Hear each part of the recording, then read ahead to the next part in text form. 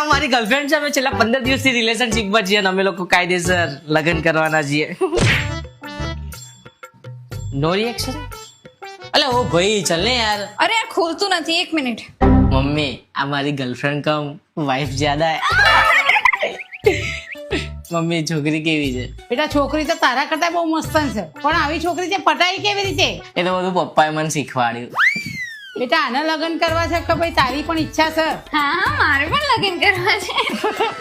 બેટા હું આવું હોય પુણ્યનું કામ કરી. હા હા વાંધો નહીં, કરતી બેટા તું પણ ચાલ ને. હા હા આંટી. લાગે છે મમ્મી બહુના હાથે પુણ્યનું કામ કરાવશે. યસ મમ્મી માની ગઈ લાગે છે. થેન્ક યુ સો મચ ભગવાન. તું તારી જિંદગીની પથ્થર કેમ ઠોકસ? કેમ? અરે આ મારો દીકરો નારો લુખ્ખી લાટ છે. અરે બાપ રે, આવું ના કહેશો, એ મારો હસબન્ડ છે. અરે આ શેનો હસબન્ડ મારી? અમે એનો દીકરો નહીં માનતા ને તું હસબન્ડ માની બેઠી છું. આ તારા એકય શોખ પૂરા નહીં કરો.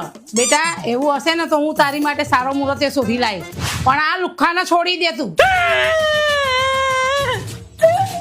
આ બા છે કે દુશ્મન? પોતાના છોકરાનું ઘર ભગાવે છે તું.